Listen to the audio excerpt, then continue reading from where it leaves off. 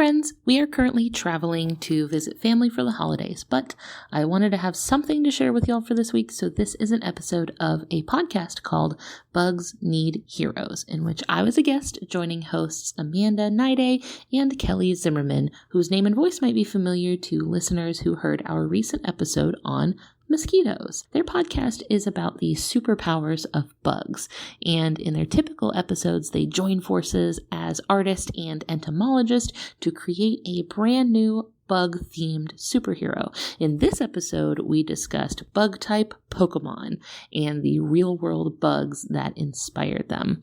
It was a really fun conversation. I had a great time, and I think y'all will really enjoy it as well. We will be back next week with a brand new episode. In the meantime, Just the Zoo of Us presents Bug-Type Need Heroes.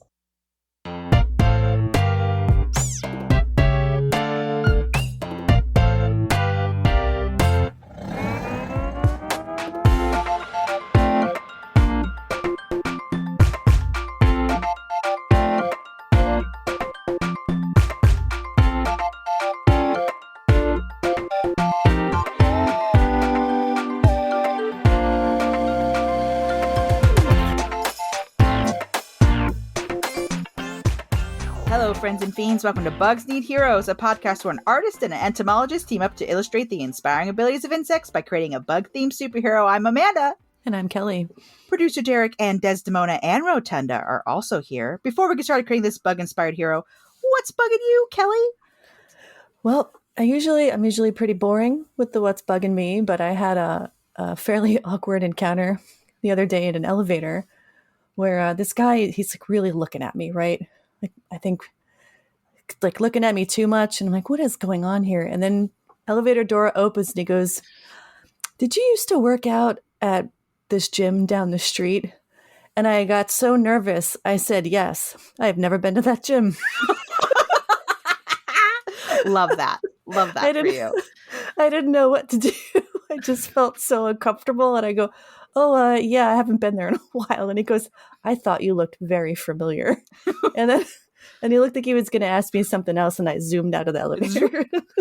What a people-pleasing move. Yeah. I just want you to be right. Correct. Please don't be embarrassed. It's fine. I can be that woman at the gym down the street. It's okay. I hope he runs into her now and he's like, hey, good seeing you the other day. And she's like, what are you talking about? Yeah, I may have caused more discomfort down the line for someone else, but I diffused my own. Double it and give it to the next person. Yes, exactly. I'd like to double this embarrassment and pass it along, please. Just on the way over here on NPR, they were talking about this study about like liars. How often does a person lie during the day? Kelly, you're going to skew their data. It's all day. All day. All day, every day. Mostly Kelly. To avoid confrontation. About people-pleasing lying, which I think is its own whole genre of lies. Like, yes, of course you can have that last cookie. I definitely wasn't saving it for anyone. The benevolent lie. Yeah, exactly. Oh, your shoes are fantastic. I love those. Those are some interesting shoes. Yeah, because I don't want to hurt anyone's feelings, especially not like a stranger. I don't know what his day is going like. I just want him to feel comfortable, and I'll take all that discomfort into myself and then rock it out of the elevator very quickly. So no more questions. How about you, Amanda? What's bugging you? Oh, nothing's really bothering me right now. Other than it's cold and flu season just starting, and I know it's somewhere in my future. Mm-hmm. I can feel it out there lurking in the shadows. But so far we've been blessed. Pretty good. I got to get my flu shot. I haven't gotten that yet. Yeah. So yeah. The children just got theirs. That's why I'm thinking about it. So, and we have a third voice, Ellen. Yes, this is Ellen from You may Just have the heard me Zoo of Us. interjecting before being introduced. I'm sorry. Yeah. Well, Ellen, what's bugging you? And welcome to the show. Thank you so much. Well, we just remotely closed on selling our house, so that whole process bugged me greatly. That was a huge pain, but that's also very boring to talk about, so I shan't. So I am brand new to the Pacific Northwest, and welcome. Thank you. I am getting used to the seasons here. And part of that has been being very attuned to how I am feeling when there is less sun than I'm used to. Yes. Because that, I have been thoroughly warned, is a huge thing, right? When there is less sun, you do not feel good. So I've been really paying attention to it. I've been trying to go outside. So the thing that has been really bugging me is that the time that I have available to spend outside never lines up with the weather. Like when it is bright and sunny and beautiful outside is always the time that I have to be doing something else and I can't go outside. And I've been really trying to like carve time in for going outside and enjoying some sun, but it has been the weather has not been cooperating with me very well. So I started taking vitamin D. Yeah, you gotta supplement if you can't get out in that sunshine. They sell, I call them lizard lamps, but they're basically just vitamin D like lamps that you can sit by. I have been asking my lamp. husband if we could get a happy light. So, at least in the morning. It helps to wake up to one of those. My boss at my job when I was in my early 20s, she was from South Africa, moved to Las Vegas, and then she came to Portland. And I was like, how are you surviving on so little vitamin D? And she just says that she takes the pill and she sits in front of her lamp every single day. And she just has to because her body's like, I crave. I'm like a little gremlin because this time of year I feel better. Like it's less sunlight. I feel like less assaulted by UV rays. I can just relax. I'm a very fair-skinned mega white lady, and I think my people are just meant to be in a sunless Northern Europe. It's where I belong. You're from the part of the world where it's dark from like 8 p.m. to about 11 a.m. and then a couple hours of light and then back to the darkness. We're entering Kelly's time of year, and it's lovely. Real Kelly hours. Soon we'll lose Kelly on the podcast because she's hibernating. Well, guys, it's time for Kelly to go into her stupor for the next couple months. We won't be hearing from her. A little torpor for me, I think. So I'll be a little bat. It's fine. Today, what are we talking about? We're talking about something that I have no idea about. So yeah, we're talking about with Ellen of Just the Zoo of Us. We should drop her name. You can find her at Just the Zoo of Us. We're talking about something that's near and dear to my 90s kid heart, of course, which is Pokemon. Yes. Specifically bug Pokemon, but Pokemon in the general. So Ellen, what's your background? How do you know about creatures big and small, and maybe even Pokemon in specific? Oh, for sure, Pokemon in specific.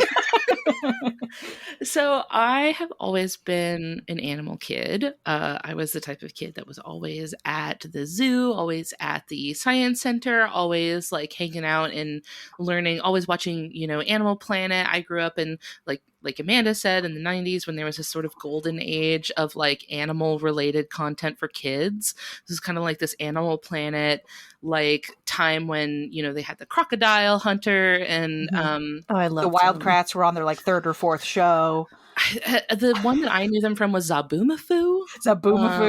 That's big how at my house. Yeah, that was my intro to the Krats. But so yeah, there was like this time during the 90s where there was a lot of great animal related media, which I was the type of kid who like lived in suburbs, kind of indoorsy, didn't actually spend a lot of time like out in nature, but I spent a lot of time learning about them through TV and books and stuff like that. So just kind of kept that passion all my life. And then as an adult started a podcast about them where my husband and I dedicate time to learning about the cool animals that make up our world. So we've been, for the past 4 years, we've been either doing our own research ourselves to learn more about these animals for our podcast or interviewing guest experts like Kelly, who come on and tell me all about them, all about the cool animals that they study and work with. So really the podcast has been my greatest source of experience for learning about animals, but I've learned a lot. We've been doing it for 4 years. Yeah. And so it's been a really great experience. But as for Pokemon, when I would have been 4, my grandmother got me for Christmas the purple see-through Game Boy Color. Yes. Which I think is kind of an iconic one. A lot of people had the purple see-through one. And Pokemon Gold. And she said one of her piano students had told her about this game where you can befriend magical animals. And she thought it sounded like the sort of thing I would love. And I did. She was right. I did love it. I could not read yet at the time, which was a little challenging for a very text-based game. Very text-based. But I kind of learned to read through like playing Pokemon. Like you have to read to like navigate the game. And so I kind of like picked up on it and like really hit fast forward on learning how to read. It's like, I gotta learn how to read. I gotta play this stupid game. That's great though. It worked for me. And I think it worked for my son too. He had a similar experience when he was like really little. He really like once he picked up Pokemon, he got really fast at reading. Yeah. But anyway, grew up on Gen 2 and then got really into Gen 3. I have played every generation of the RPGs and some of the spin-offs. I haven't played all the spin-offs, but I've been along for the ride. I will say I have a huge blind spot for the anime. Whatever's going on with the anime, I don't know. Weird Y'all stuff. got something Weird going on stuff goes down in the anime.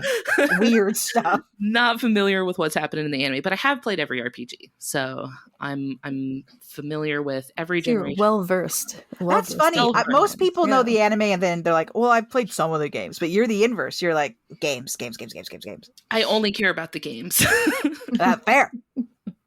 I've only played a little Pokemon Go because I like to be outside and it's something to do while I'm walking around the city. Absolutely. Pokemon Go was a triumph. Truly. I For think all its the summer of Pokemon Go was one of the greatest summers of my life. That's just preserved in my memory forever as like a magical time. Yeah. My wife won't let me play it anymore. Really? Yeah, I finally broke the hold last fall after a Noibat community event. So I finally got my good Noibat. I got a shiny. I was like, this is my guy. I've accomplished my goals. I can stop. And my wife was so relieved because it meant that she didn't have to watch me to keep me from going into traffic. So Ellen, who's your guy? I have a lot of guys. I tend to, usually when I play an RPG, I try to fill my party with only Pokemon from that generation. Oh, interesting. I try not to, like, if I'm playing, like, Gen 3, I don't really want, like, a Gen 1 Pokemon on my team, because I feel like I've done that one already. Yeah. You know, like, I had that one when I played that generation. I want a new one. So I like to have a new guy on my team. The game that I replay the most is Pokemon Emerald. And so when I do play Pokemon Emerald, the one Pokemon, I always stick in that first, like, route where you can find a Ralts. I spend forever in that route and I find my Ralts, and it has to be a female Ralts because I'm weird like that, because it has to be a female Gardevoir, obviously. And so I make sure I always have a Gardevoir on my team in Gen 3, but in Gen 3 also I make sure that I have, particularly relevant to this one, although it's not a bug type, but I think it's an honorary bug type because it should be, is Flygon. Oh, that's cute. I do like Flygon. I always make sure that I catch a Trapinch in that sandy, like, desert area. And then, because Flygon is so good. Flygon is absolutely based. And I just love Flygon so much. It should be a bug type, but it's not.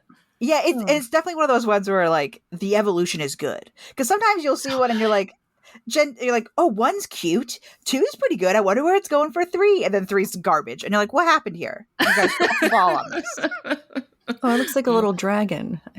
So Flygon, is it tiny?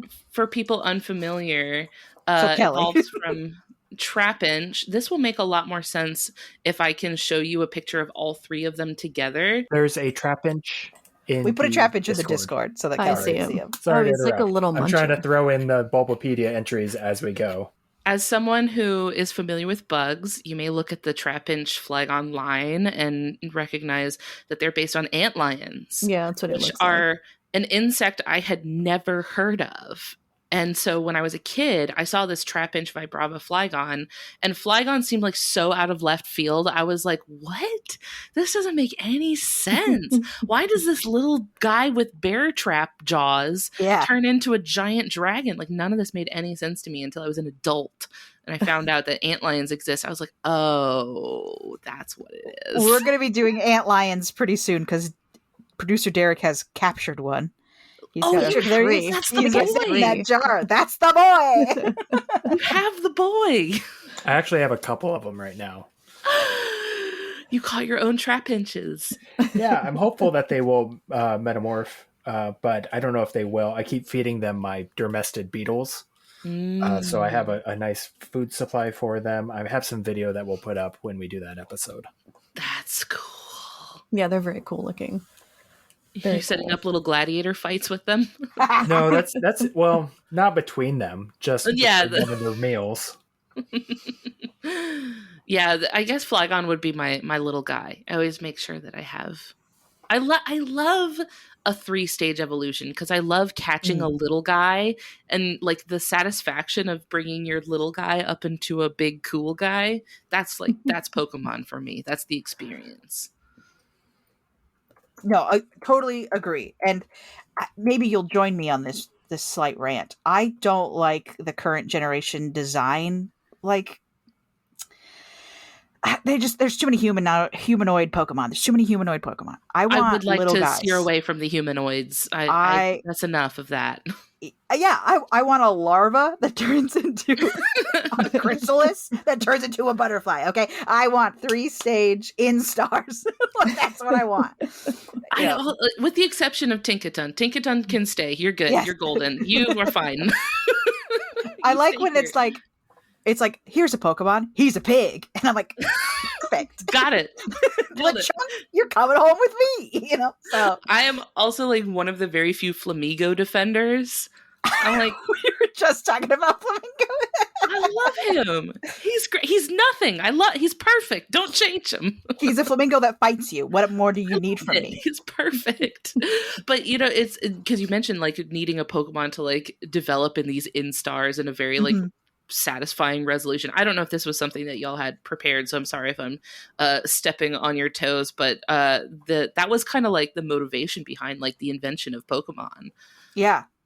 Like the whole like the creator Satoshi Tajiri has talked about how when he was a kid he would go out and like collect bugs and like watch them and study them, and he was like a bug kid. He would go out and pick them up out of the dirt and really enjoyed playing with bugs and studying bugs and stuff like that. And that like the metamorphosis of bugs, which I feel like they should have used the word metamorphosis instead of evolution. Yeah, evolution does not make sense in this context. It doesn't, and also it just introduced so much more controversy into the Pokemon franchise than they needed to. I remember being a kid and people being like, "We can't have Pokemon in this house.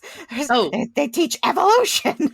While that was not my household, it was adjacent to my household. There were members of my family who objected very vocally to the fact that I was allowed to play Pokemon. Interesting. Because it involved evolution. And so I feel like, and that's not even what it was. It wasn't even evolution. It was metamorphosis. Yeah. I'm like, if they had just used metamorphosis, they probably could have skirted right around that little bit of unnecessary controversy. But yeah, like Tajiri's entire like childhood spent collecting bugs specifically was, why he eventually went on to come up with designs for his own little guys. And you can really see that in how many cool bug type Pokemon there are in the first generation. Like the first generation has some real bangers. In terms of bug types, like you can really feel like the love for bugs come through in some of the Pokemon designs, because there's some deep cuts in there.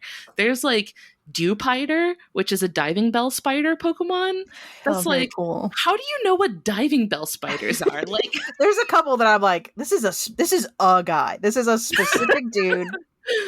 I'm like, this is one of the guys. This is one dude. Like Pikachu is like, okay, it's like a rodent. He has electricity powers. He's cute. But then there's other ones where I'm like, why do you have this this butterfly is a butterfly? Like, what are you doing? This moth is a moth.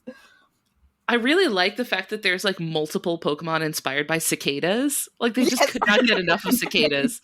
Like, we're doing cicadas again. Guess what, guys? I've got an idea for a Pokemon. Is it cicadas again? It's cicadas. Well, Amanda, you've played a lot of Pokemon. What would your Pokemon dudes be?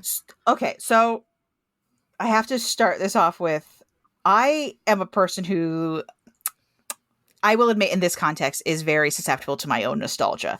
And and for that reason, my guy has always been Bulbasaur, because like, or Ivysaur, like, because that's like the first one, right? For me, that was the one. I was 8. I didn't know what Pokemon was because I was not allowed to watch cartoons when I got home from school until my homework was done. It was a whole thing, but my friend was like super into Pokemon. He's like, okay, we're going to play Pokemon at recess. And I'm like, okay, who am I supposed to be? I'm like, just be Pidgeotto. Okay, what do I do? You're a bird who says Pidgeotto. I'm like, that's what I did. I put my arms in my sleeves and flapped around and said Pidgeotto, as an 8-year-old. And then I eventually watched the show and gangbusters from there. I think my first game was Emerald. You watched the show and you saw how many cooler dudes there were on the show. You were like, exactly. I was guys. Like, maybe the bird. I could have been a dragon, and you guys had me be a bird. I also I have a soft spot for Pidgey because it's just like, and here's a dude. Here's a bird, and it evolves into a bigger bird. That's So my dude has always been Bulbasaur. I like Raichu. Of the newer ones, I always felt like I was done because I was a grass type fan. I felt like I was done dirty that there wasn't a Leafeon like from Jump. That there's fire, electricity, and water. Where's my Leafy boy? So I have a soft spot for Leafeon too. They did stick the landing with Leafeon though. That's true. People try to harsh on Leafeon. I'm like, how dare you? There's a leaf coming out of her head. You don't need anything else. Son. Never speak to me or my son again. Love that. So most of the time, Kelly, there's one little dude. It's a rat or whatever it is. And it's cute and it's fuzzy and it's adorable. And then it evolves into one thing and then one thing after that. If there's 3, sometimes there's only 2. But Eevee was special. It was the evolution Pokemon. So you could touch it with a magical rock and it would turn into whatever type that magical rock was. So interesting. So you had a little furry dude and you touched him with the electricity rock, he turned into an electrical dog. If you touched him with a fire rock, he turned into a fire dog. And originally it was just 3. The fire, electricity, and it looks water. like a cute little fox. I'm looking at Yes, so cute. Very popular. Cute. Besides Pikachu, Eevee has become the kind of unofficial secondary mascot of Pokemon. And they've every now and then, I'd say every 4 games or so, they'll introduce another type. And it's always a huge deal when they do. Because they're up to 8 now, I think. Oh yeah, Derek showed me a little in the Discord is a branching evolution of Eevee. Very cute. Yeah, I think I like the Umbreon. Yes. Umbreon's very cool. That's cool looking. The patron saint of emo kids everywhere was the Umbreon. Yeah. And a lot of them come in pairs, like the purple one and the dark one. So Umbreon and Espeon came in a pair, and it was, you're their friend during the day or are you their friend at night? Mm-hmm. And if you're a friend during the day, you got psychic cool type. Looking. And if you were friends at night, you got the dark one. There's Glaceon, who you may recognize. I drew a picture of Glaceon for Derek because his wife recently got a haircut that is very like Glaceon. Oh yeah, the bangs. Yeah. The bangs. So the fairy type is the most recent. Let us back up for a moment, Kelly. Mm-hmm. So it's when Pokemon first started. Imagine it's the 90s. When it first started, there was 5 types. Let me put my flannel on. Hold on. Yes, hold on. Tie it around your waist. 90s. I'm ready. Think about, I don't know, who was popular in the 90s? Think about, Jonathan Taylor Thomas? Pearl Jam. And pull your jeans up over your belly button securely. Correct. So imagine there's 5 elements, maybe more. I'd have to count for real, but it's water, fire, electricity, plants, rocks, metal. Rocks, which are different from ground somehow. It's different. They're 2 different things. Is ground dirt instead of rocks? Yeah. It's like dirt and sand and stuff. Ground would be the worms. Diglett is a ground type, but a rock would be the one that's made of rocks. It's a whole thing. Okay. It's a lot of creatures made of rocks. And those all made sense. But in the 30 years since, they've all kind of, maybe as little things get tweaked, now it's this incredibly complicated web of dragons, which interact with psychic types, which interact with fairy types, which interact with steel types, and just so that now I don't envy anyone who's trying to get into it, because it used to be fire is weak against water. Water is weak against electricity. Electricity is weak against getting punched in the face. So and like that's just kind of how it was. And now it's like these incredibly complicated webs of like multi-class Pokemon who are like, I'm a rogue, but I'm also a bard. Don't worry about it. And like there's a whole dragon that's like hugely popular, Charizard. And he's not a dragon type because dragon types didn't exist yet. But they did some, when they introduced fairy, they did some retconning. Like there was an opportunity there, right? Like, yeah. I mean, so I just restarted watching the anime because my 5-year-old son is just starting to watch the anime. And it's this kid who in the first episode, he loves Pokemon. He can't wait to get out there and do the Pokemon thing. Pokemon! And then he spends every single episode not knowing what a Pokemon is. And I'm like, he sees a Caterpie. He's like, oh, what is that? Was that a Caterpie? I'm like, you live in Pokemon world. Touch grass. What are you doing? And you claim to love Pokemon. And yet you walk outside and the very first thing you see is a giant worm. And you're like, what's that? I'm like, sure, you should. It's the thing that you cannot, you cannot set foot in the grass without running into one. He's bewildered at every step. And like, I get that you have to do a certain amount of like the main character is our outlet into the world, but like he should be able to say, look, a Caterpie, which judging by the name, can you guess what kind of creature it is? Is it a caterpillar? Yes, that's correct. Yes, that's correct. When I was little, when I was like 5, like 4 or 5, I had played so much Pokemon that I forgot the real word for caterpillar.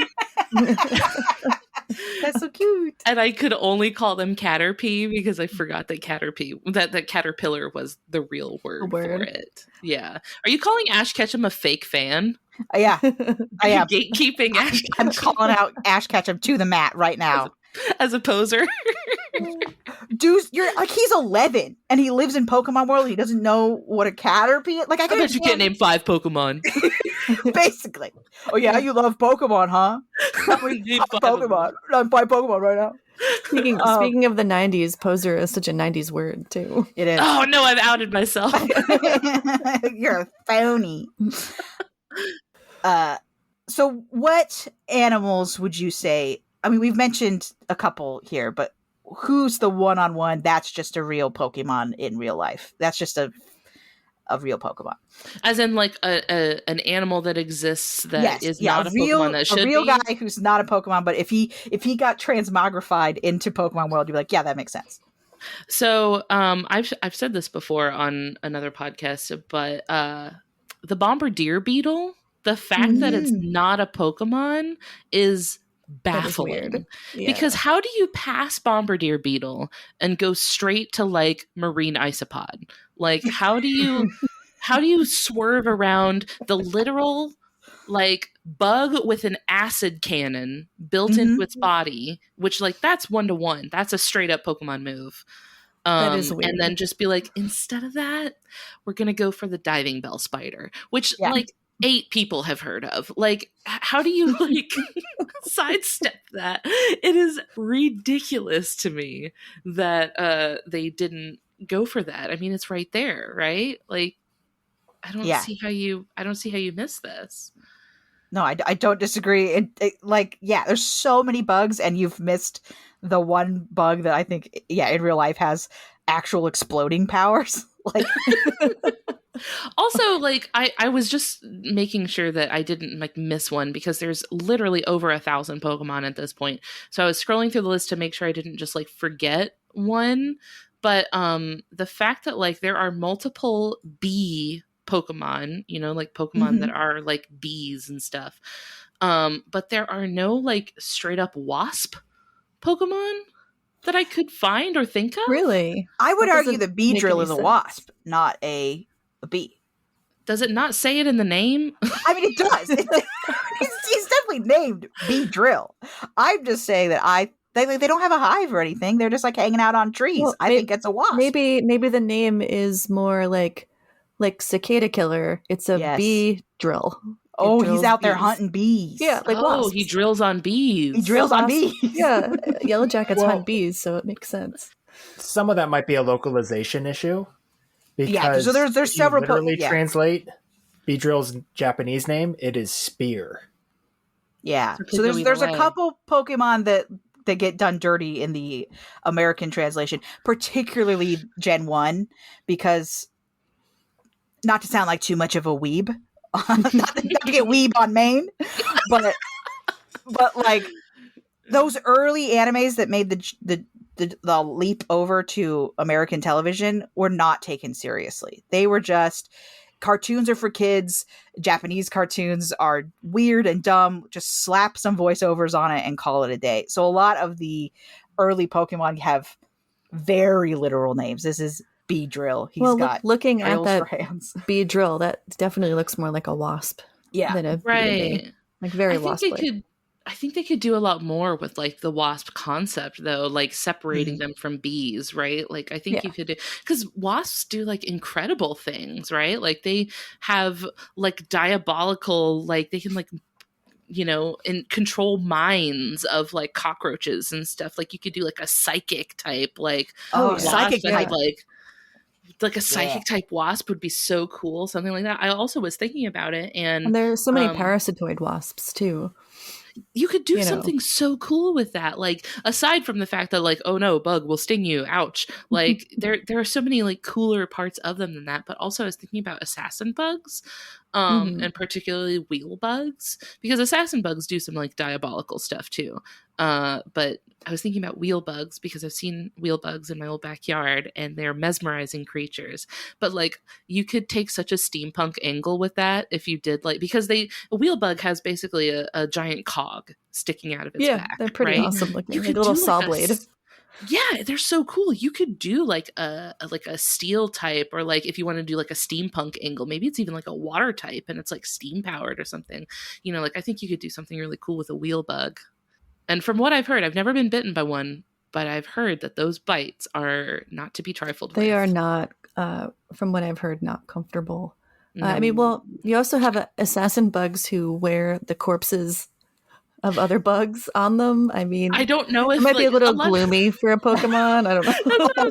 Okay, like, you don't know how gloomy Pokemon gets. I know that like messed up. I know that like in the past they've had like draft designs for Pokemon that like from the beta to the version of the game that gets released, they like redo the design, like because they were like, that's too much. So like Remoraid is an example, because it used to be like a gun, like it used to be like a fish gun in the beta version. And then when they were testing it for American audiences, they were like, you can't just have a gun in this kid's game. This isn't Digimon. You can't just have a gun. Digimon is like, this one's a gun.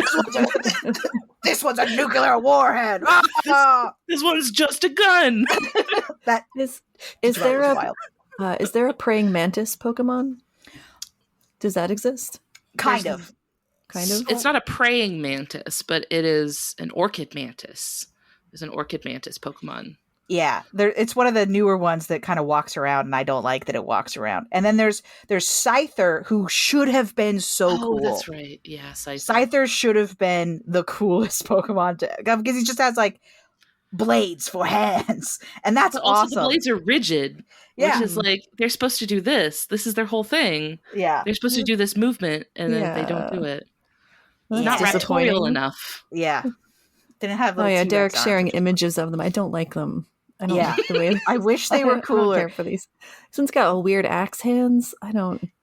Yeah, and then there's this orchid mantis one that's probably the closest to a mantis, but she evolves up and she gets too ladylike. I don't like when they're humans. I don't like it. Oh, I don't like when they're human. I think they do that for perverts.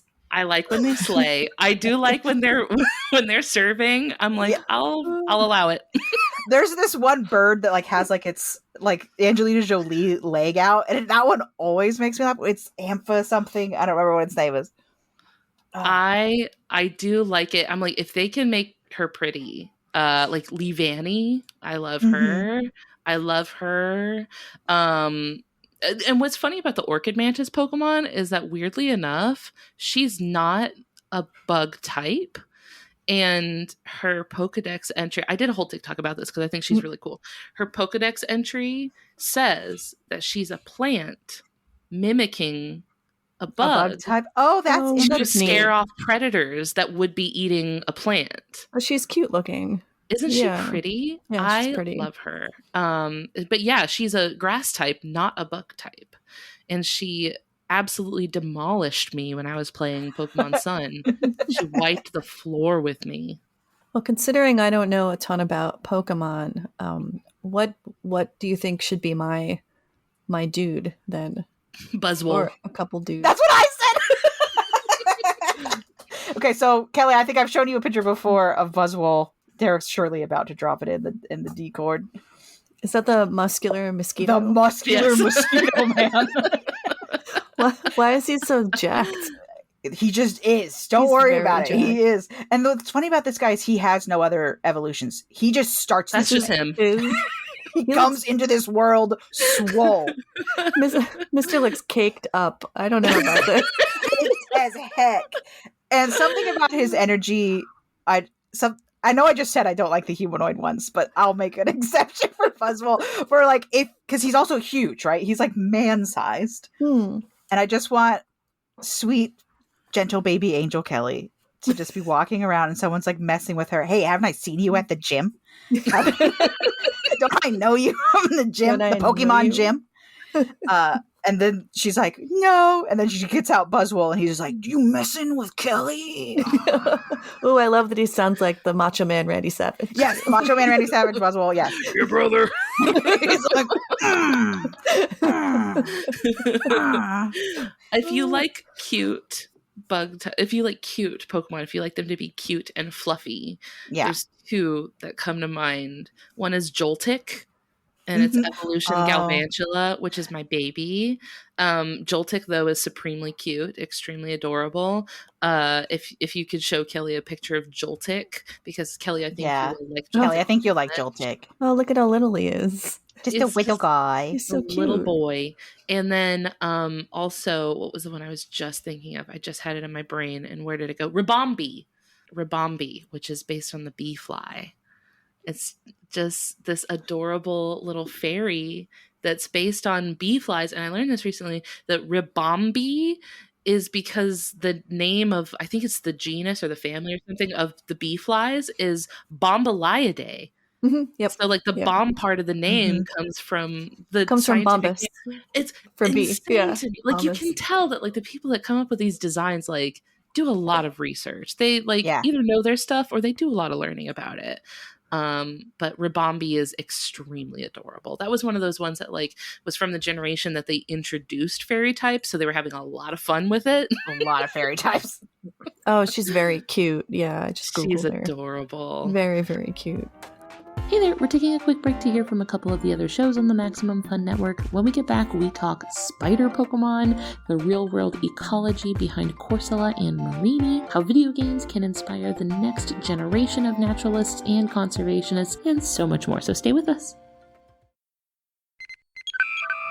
Last week, The Greatest Generation, the comedy podcast about old Star Trek TV shows like Star Trek The Next Generation, Deep Space Nine, and Voyager, just had its 500th episode. And Greatest Trek, the podcast about the new Star Trek shows like Strange New Worlds, Lower Decks, and Discovery, just had its 250th episode. So whether you have a task that's roughly 750 hours long, or you want to learn about some of the production techniques that go into making one of the greatest franchises in television history, you should give us a try either way. The Greatest Generation and Greatest Trek, the best reviewed, most listened to Star Trek podcasts in the world.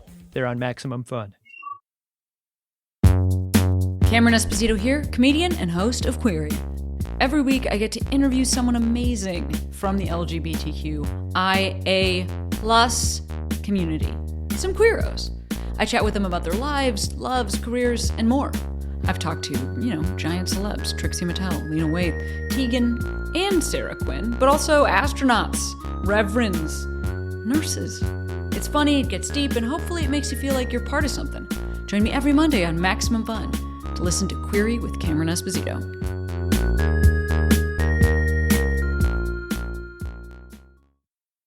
I'm a big fan of spiders. How many spider Pokemon do we have? Is it There's just the quite a few. Dabbing one? There's a decent amount of spiders. And to your point there, Ellen, I would say that part of why Pokemon has lasted the way it has is because of the amount of care that they really do put into There's a lot of these little animal guys. Because what are you really trying to find? You're trying to find animal kids and and gamify loving animals. And so this is like the ultimate gamification of loving animals, because it's all the fun parts of loving an animal. Right. But with way more interesting fun facts. Like a tiger. I love tigers. Its skin is striped underneath its fur. Interesting. But here's a pig that only stays alive if it's still jumping, because its springtail keeps its heart beating. Like, that's like so much more intense for an animal kid. That's to be very intense for a children's game. Oh, yeah. There are a lot of Pokemon whose lives are on the line every minute of every day. Like, there's a lot of Pokemon whose Pokedex entries will be like, if a minor inconvenience happens to them, they will die on the spot. They will die. Like, episode 8 of the anime is they have to get a fire salamander inside, because if the fire salamander gets wet and his burning tail goes out, he will execute on the spot. He will die, not faint. Extinguished. Be dead. He will permanently that's it dead for him. Well, that's like episode 8. I'm okay with that, because maybe they're showing the delicate balance within ecosystems and between food webs. We do have some species we call indicator species that if they're in maybe a river system and the river system is polluted, that's the first species to go, because it's highly sensitive to its environment. So maybe in a weird way, it's teaching children about conservation and the delicate balance of nature, They did take this big environmental slant a couple of generations ago where, so there's this Pokemon that was introduced way long time ago when I was a kid called Corsola. It's a coral Pokemon. And then a few generations later, I think it was in Gen 7, I don't remember off the top of my head, they introduced this Pokemon based on the Crown of Thorns starfish. It's called Marini, and Toxapex, I think, is its evolution. And this Pokemon, this Crown of Thorns starfish, preys on Corsola, just like how the Crown of Thorns starfish preys on coral in real life. That's very cool. In the game, they had this cool mechanic for a while where sometimes when you were fighting a wild Pokemon, it would call for help and summon allies into the battle to fight with it. So if a Corsola called for help, sometimes instead of calling in another Corsola, it would attract a Marini into the battle that would then attack the Corsola instead of fighting with it. It would attack the Corsola. So it was voicing, expressing distress, and then that attracted a predator that would very cool. Attack it. So cool. And then on the topic of Corsola, this coral based Pokemon, that I think it was the next generation, I don't remember, they introduced a ghost type variant of it called Cursola that was a bleached coral. Yeah, it was a Corsola that had gotten bleached. Yeah, it was a white. That's great. Ghost coral thing. That is discussing conservation and climate change in a way that's, I think, less depressing and fun for children to absorb and become engaged in. And that's, like you said, I think that's what the creator of Pokemon wanted. Yes, very much to engage. Yeah. And Pokemon is somewhat infamous for its absolute disregard for world building, in the sense of where do Pokemon come from? Don't worry about that. How do they get here? Nope, not important.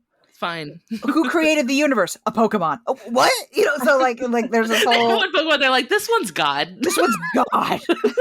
This Pokemon is, and the question of what's the first Pokemon has 7 answers, because it depends on what you're really asking, or what the first Pokemon. It's a whole thing. But I had that exact conversation with my 9-year-old this morning. Literally, that exact conversation was what we were talking about. But one thing that they have done in that is there's this one Pokemon called Trubbish, which is just a sack of garbage that has gained sentience. Oh, no. And that's meant to be this kind of hey, we're polluting our cities so much that it's gaining sentience. Maybe we should pollute less. So there are these moments of actual they made Trubbish kind of cute. Derek Trubbish is kind of cute. Really cute, actually. In Gen 1, there's Muck and Grimer, who's also like this nuclear sludge has gained sentience. Maybe we should have less nuclear sludge.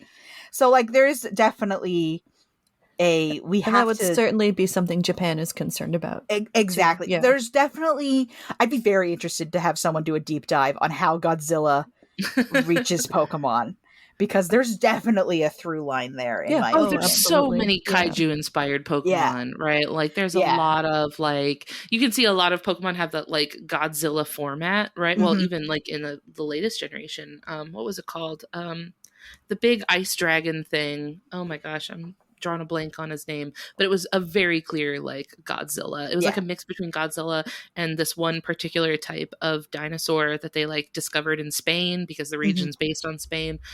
Really cool connection there, but like you can see a lot of like kaiju like inspirations in the designs. But you mentioned Grimer and Muck. Baxcalibur, thank you, Derek. Yes, absolutely. Baxcalibur is what I was thinking of. And with Grimer and Muck, once again, in like later generations, they did like a variation on them where originally they were just a pile of purple sludge. And then in a later iteration of them, they had these rainbow sort of like stripes in the sludge to make them look like an oil spill. Where like they went from being this like nuclear sort of generic like toxic waste sludge to being like oil. And I think that was from the region that was very like environmental like slanted, but they were unfortunately they made them look way cooler. Like they looked very cool. But like a lot of times they do kind of insert, you know, real world ecology and real like environmental like lessons you can take away from it. You do have to kind of dig for that stuff. I like that because a lot, like though. There's only so much they can communicate in like a turn-based combat game, right? Like there's only so much they can really say with that. Well, but if you dig for it, you'll find it. Being a kid who easily got obsessed with stuff that I enjoyed, those kids are going to find it. They're going to read everything they can about it. They're going to find these threads. And then, you know, hopefully they will become, you know, good world citizens in the process, you know, good little environmentalists. Yeah. And I think, sorry. I was just going to say, I've talked to a lot of people on the podcast, and I know this was definitely my experience. People who are otherwise indoorsy kids and maybe don't have a ton of access to natural spaces, people who don't have an opportunity to go outside, people who don't really have an opportunity to connect with like real world nature, because maybe you live in a city, right? Or maybe like you don't have the type of lifestyle that allows you to spend a lot of time outside. But Pokemon is a really cool way to like simulate the experience in a way that is very exciting for kids, right? Like a way to like simulate the sense of adventure and going out and like exploring the world and finding like the wildlife of the world and getting excited about it. So I have known a lot of people who maybe weren't animal kids or nature kids, but they were Pokemon kids. Right. And as an adult, we're like, how can I chase that high of being a kid playing Pokemon? Oh, wait, I could go out and like study bugs, or I could go out and like, you know, do field work, and it's kind of like being a real life Pokemon master. So I've known people who like definitely got that out of the Pokemon experience, like taking an indoorsy kid and like inspiring them to love nature. So I think there's a lot of value in that. I will preach the values of Pokemon till the end of my life. Also kind of like this baked into the system dichotomy of like, what do you know about Pokemon if you don't know about Pokemon? You know the animals fight each other. That doesn't seem very friendly. But then the anime is just week after week of being like, we have to be nice to the Pokemon. We have to treat the Pokemon well. If the Pokemon aren't your friends, they don't evolve. If you don't treat your Pokemon well, they don't fight well for you. And if they don't like you, they just straight up won't listen to you. So there's kind of this, I'm making the Pokemon fight. And they kind of stepped away from that a little bit when they were like, and sometimes you could put them in beauty pageants. I love the beauty pageants so much. Fight them. You can just make them cute. Which I was like, yes, why is the whole game not this? So like there is kind of like this natural tension within the game franchise of like, you have to treat the Pokemon well while you force them to battle with each other, presumably to the death. You have to respect wildlife. Yeah. Respect them as living creatures, even their Pokemon. But yeah. So I think there's a certain amount of that. You can really tell that like they're thinking a lot because they know that they're largely marketing towards kids, and they're thinking a lot about like the values they're expressing to kids and like what are we saying to kids and what are we encouraging them to do, because in more recent years you're seeing them like come out with a lot of more like I don't know, value driven like software, like for the phones, right? You got Pokemon Go. The whole point of that was to go outside and like build community and explore the world, touch grass. Like that was like Pokemon touch grass. Please, for the love of Pokemon, go touch some grass. Go outside. Yeah. So Derek just mentioned in the chat here, Pokemon Sleep. And I was thinking about Pokemon Sleep, but also isn't it Pokemon Smile too, which is like an app that's meant to like encourage kids to brush their teeth. And Pokemon Sleep, which is supposed to make you like, encourage a healthy sleep schedule and stuff. So I think that in recent years, they've been thinking a lot more about like, how can we actually associate? I'm sure a lot of it is from like a marketing perspective of like, we want to associate our brand with like health and wellness. And, we want it to be the sort of thing that people feel good about putting their kids in front of. Yeah. That's neat. I didn't know it had all these branching out.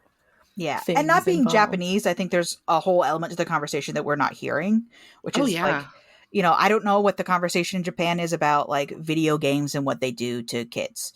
In America, it's a lot of like violent video games make violent kids, So I don't know what that conversation is in Japan. And so it's very possible that a lot of these things are direct results of culture wars in Japan of like, our video games need to be helpful to society, And so Pokemon said, okay, great. We will do that. We will be helpful so that you still love us and spend money on us.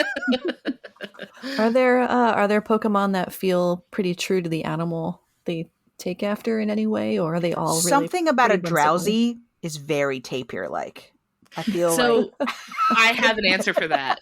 For why Drowsy is tapir-like. Drowsy and its evolution Hypno are based on a creature from, I know it's from Japanese mythology. I think it's also from Chinese mythology. You'll see that a lot of things that appear in both. It's called the Baku. And it is based on the tapir, the like Southeast Asian, like the Malayan tapir, which is why it looks like a tapir and why it even has the like panda almost markings of the tapir. And in mythology, that is a creature who appears to you in dreams or I don't remember the details of the folklore behind it, but it is associated with like eating dreams. I think in some versions it can like protect you from nightmares because it eats your nightmares and makes you not have them. That's what I've heard about it. Dream Eater is one of its moves too. Yeah. Yeah, one of its moves is if your Pokemon is asleep, it can use Dream Eater to like attack them, which is cool. But that is also why a lot of Pokemon designs to American audiences are nonsensical, right? Like because a lot of it is based on folklore we don't have. So there are a lot of Pokemon designs. Though. That you look at it and it doesn't make any sense to an American child because they don't have the cultural context to understand what they're looking at. But like a Japanese child might be able to look at it and then, oh, I know exactly what that is, right? Like it makes so, which I think for like American audiences adds this element of like mysticism, I guess, almost like, I don't know if that's the right word for it, but like everything seems so fantastical because it's something we've never seen before, right? It's like you don't really know what inspired that or anything, but that is why Drowsy looks like a tapir because of the Baku. It's very, very cool. Very cool. I've heard that some of them are actually just based on specific people. Like Snorlax is a guy that worked at Game Freak in the 90s. They got into trouble. They got into trouble for naming the Abra line in Japanese. The original names were named after real world like magicians, and Uri Geller was like the Japanese version. I don't know why they did this. I don't know what possessed them to just name their Pokemon just the name of a guy, like a real dude who exists. He's David Blaine. Here he is. Oh. No, David Blaine. So they named, I think it was Alakazam, after just this dude, and he was like, can you not? And so they got into legal trouble over the name of this Pokemon. But like, a lot of that stuff can be like completely kind of like lost on kids, especially since a lot of these are like 90s references. Like that's kids awesome. Now are gonna be like, that's so ridiculous. What are you talking about? So Kelly, I know in particular you love a lore, and Pokemon is just dripping in lore. But like what Ellen was saying about like a lot of it is Japanese lore that we just don't know about. Like the Drifloon will just straight up steal children. There's like weirdly dark pockets of Pokemon. In Gen 1, there's a Pokemon called Cubone that just walks around wearing the skull of its dead mother. Oh boy. That's where they start. Ooh. They start at you walk around Set with the tone. And then there's ones that like steal you in your sleep. There's ones that eat your dreams. Like the whole subset of ghost Pokemon gets very creepy right away. And because it's Japanese folklore, it's like new to you, so you're not like desensitized to it. Yeah. Or like, oh, I've heard this story my whole life. And so, sometimes you accidentally stumble upon. Oops. All nightmares. Oh, boy. Do you guys want to mention fan theories real quick? Oh, do you have any fan theories you love, Ellen? I'm unfortunately not super plugged in to, like, I don't know, I steer away from like fandom communities for things I deeply love because I don't want to be like brought down by it. Like I'm stuck with Pokemon for the rest of my life. I know that. I don't necessarily want to be bogged down by it. But there's one fan theory. I'm sorry that the question is fan theory you love, because I have a fan theory I hate. Okay, I'm with you. We're here for judging this. Is it the Cubone one? Because no, it's not the Cubone one. It's the Venonat and Caterpie one. Oh, where they've been switched? Yes. So the idea is that Venonat and Caterpie should have been swapped. Caterpie should evolve into Venomoth. Venonat should evolve into Butterfree. And the reason I don't think that's true, first of all, there's proof that it's not true, because if you look at the index numbers of the Pokemon, they were clearly Caterpie, Metapod, and Butterfree were designed as a set of 3. You can see that in the index numbers. They were added to the design sheet at the same time together. They were always meant to be together. Venonat was added early in development, Venomoth much later, but still, like, they weren't a set. So, like, you can see it in the documentation that they don't. But looking more, because a lot of this is based on the morphology of the Pokemon, right? People look at Venomoth, it's dark colored, it's fuzzy, it has compound eyes, just like Butterfree, it's dark and has compound eyes, like similar facial features and everything. But Butterfree is based on I think a swallowtail butterfly. And if you look at the caterpillar of that butterfly, it looks exactly like Caterpie. Like 100% that's Caterpie. It couldn't go with anything else. If Butterfree evolved from Venonat, that would be nothing. That would be ridiculous. Right. Because, and a lot of people are like, well, Caterpie has these like lens style eyes where it's like got these big round eyes. It's just like the one lens.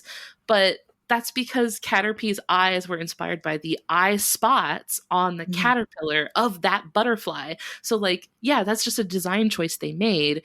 And then Venonat being a little fluffy, round guy, like that's what moth caterpillars look like, right? Like they're fluffy and little round balls of fluff. And like, yeah, they have the same face. Some designer didn't want to draw a whole new bug face. He's like, I already drew a bug face. Just put the same bug face on the other one and we'll use that bug face. Call it a day. Yeah. Yeah. That's interesting. So. I think, yeah, so look at that Caterpie there in the Discord.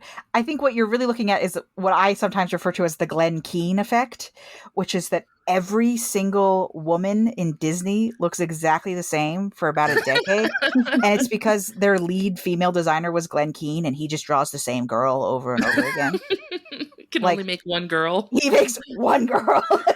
And like that worked for a while in animation. Don Bluth draws the same dude 3 times, okay? Like he can draw a big beard man, he can draw a cute 90s rom-com boy, and he can draw like a sexy girl. That's what Don Bluth draws. And Glen Keane has that same thing where the reason why Jim Hawkins' mom looks exactly like Ariel is because Glen Keane drew both. And so I agree with you. I think it's just a case of this artist's oeuvre says this is what a bug face looks like. And they already hit perfection with Butterfree, and they were like, or with Venonat, because I guess they designed Venonat first. So they were probably like, you know what? I don't feel like making a whole new bug face. We nailed it the first time. Let's use the one we already made. Keep it rolling. Let's not reinvent the wheel here. And like they did did not know how big Pokemon was going to get. Yeah, at first. You can't predict that sort of stuff.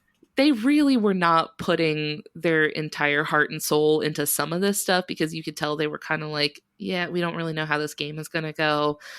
Let's do our best. And, they weren't putting as much into it as I think they did in later years when they were like, oh, the whole world is playing this. Some of it was, they were kind of like, you know what? I don't know. Make it a rock with arms. I don't know. Just put something out there. Right. And like sometimes you'll have disparities between the anime and the game. The game has a manga. The manga has an anime. Like there's a lot of like all three of these things are being made at once. So there's not like a source for a lot of it. So Right. like in the games, Graveler has arms. Or not Graveler. Geodude just like has arms. In the comic book, he walks around on those arms. But because they didn't want to animate that for the anime, he just flies. Yeah, he just floats around. Which makes no sense. 0.0% sense that he can fly around. But like, he just flies around now because the animators didn't want to animate some dude walking around on his arms. I think they didn't expect... I think they didn't expect full-grown adults to have like thoughts and feelings about the Pokemon lore 30 years down the line, right? So like, I don't know. Like again, like anime was not serious business in the 90s. It was just put your kid in front of this fodder, Right. Like until Cowboy Bebop comes along, there's really not a serious anime that has made the jump. So I can see why at the time they would probably not, be putting a ton of thought into some of this stuff, right? I was like, they probably weren't expecting people to take it as seriously as they do now, or but for like those like design choices to matter decades later. Yeah, it sounds like they've gotten better through the iterations of Pokemon, and again with the sort of environmental message. It's cool.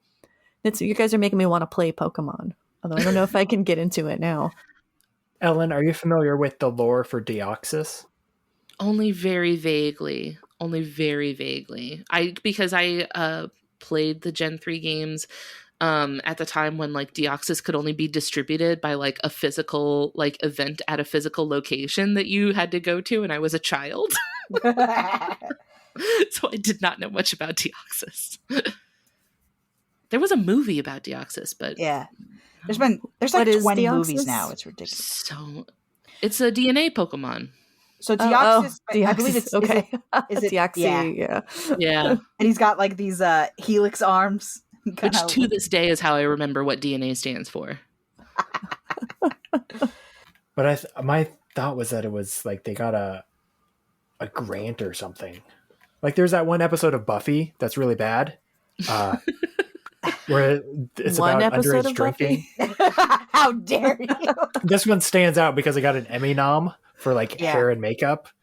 And the rumor was that they were appealing for some special youth drug and alcohol prevention grant when they wrote it.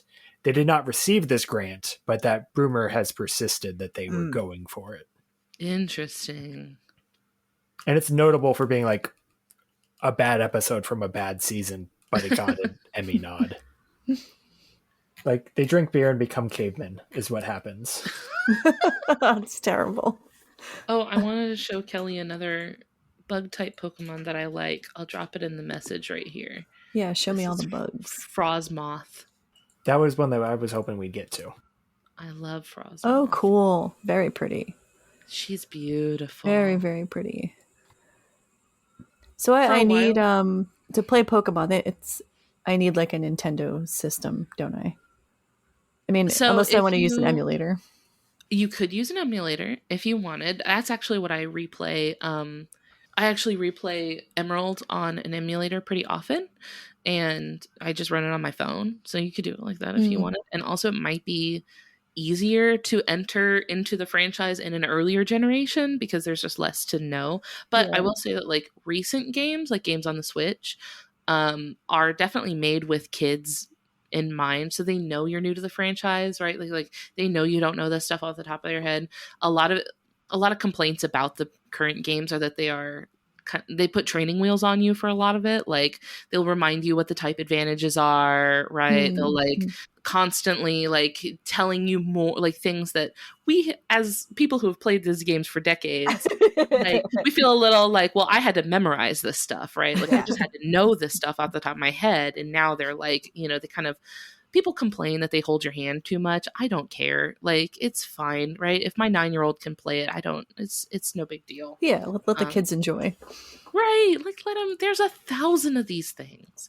You just can't like memorize them like that anymore. So, you know, the more recent games are definitely beginner friendly because they do kind of like explain a lot to you along the way.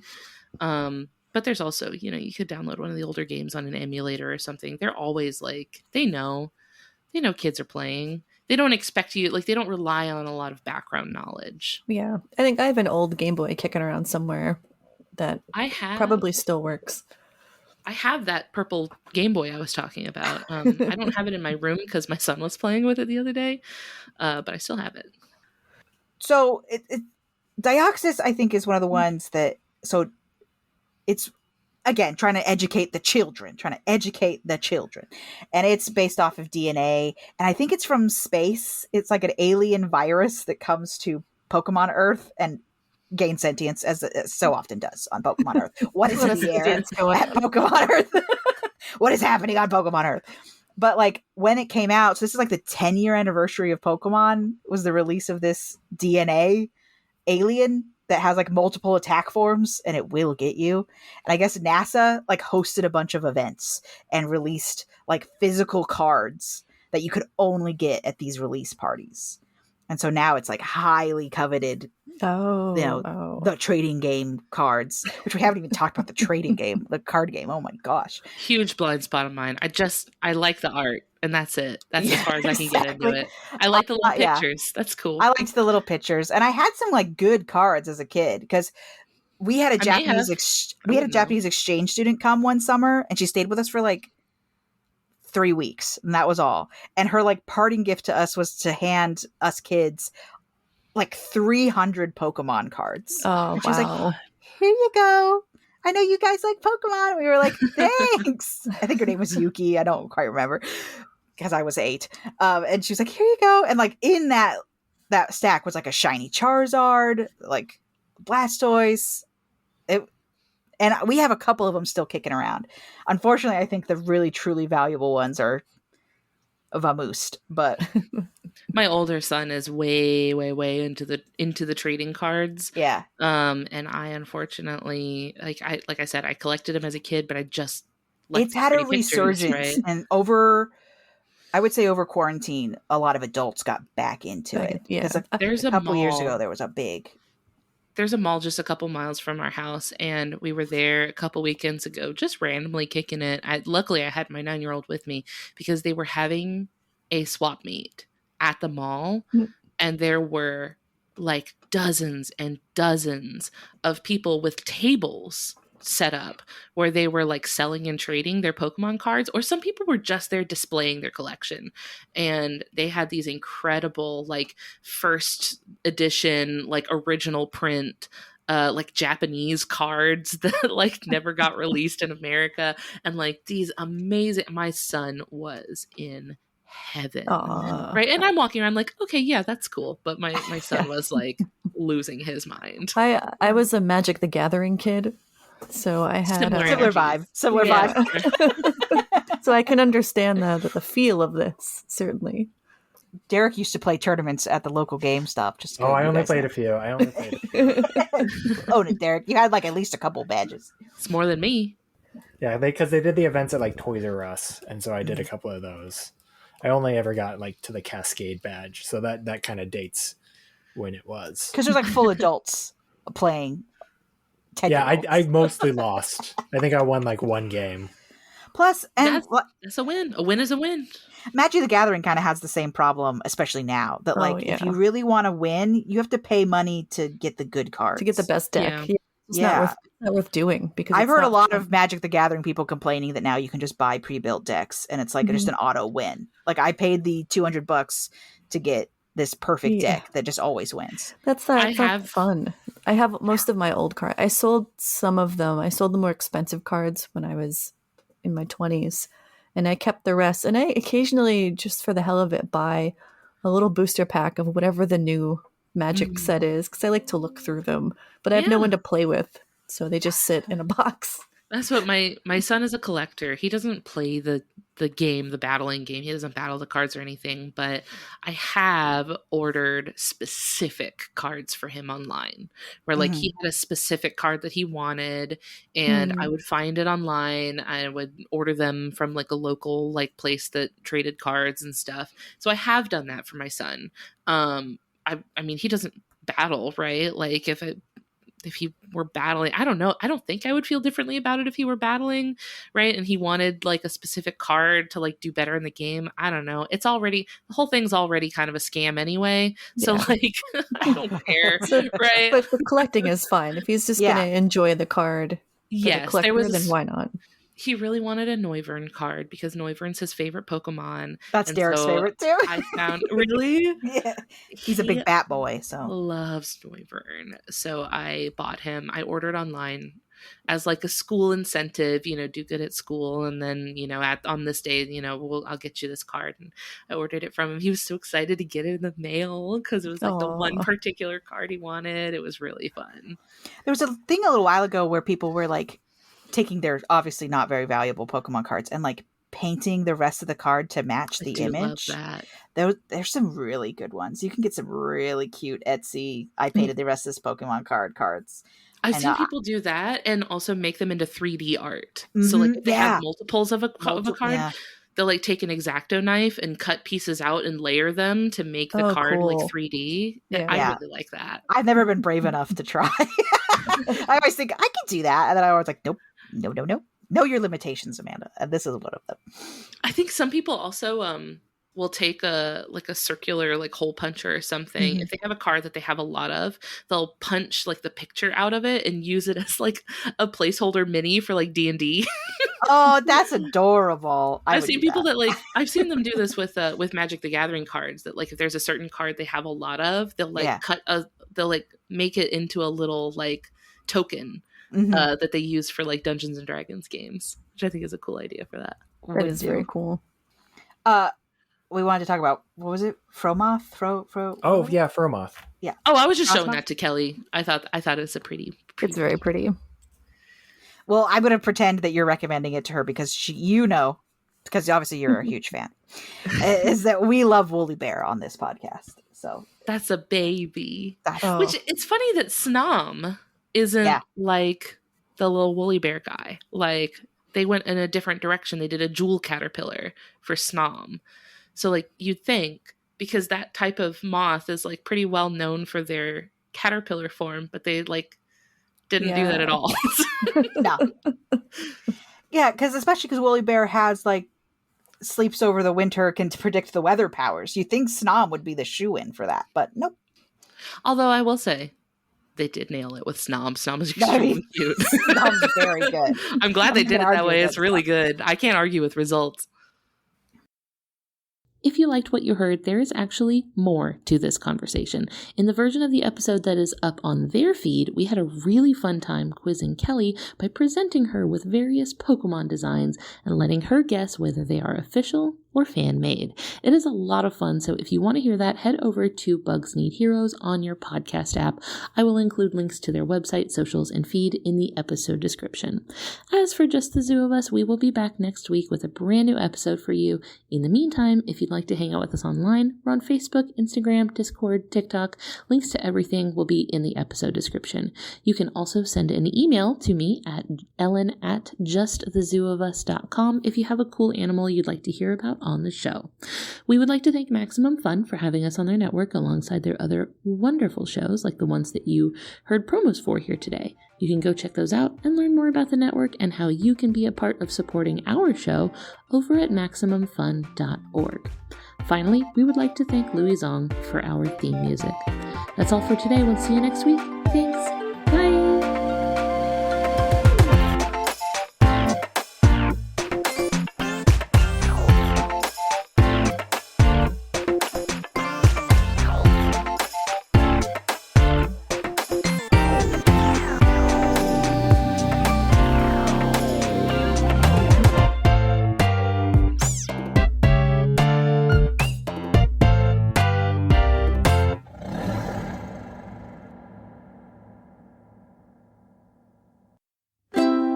MaximumFun.org. Comedy and culture. Artist owned. Audience supported.